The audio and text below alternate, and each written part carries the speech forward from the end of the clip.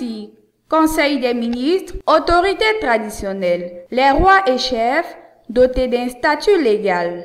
Un conseil des ministres est tenu hier mercredi 22 janvier 2014 au palais présidentiel au Plateau sous la présidence du chef de l'État, son Excellence M. Alassane Ouattara.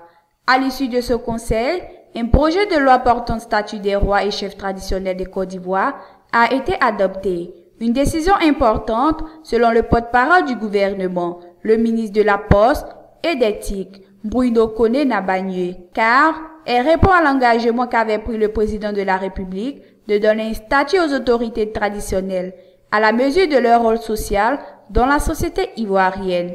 En substance, précise le ministre Bruno Koné, ce projet de loi reconnaît un cadre légal affirmé aux rois et chefs traditionnels et permet de dire qui est roi ou chef traditionnel et à quoi il peut avoir droit de la part de l'État.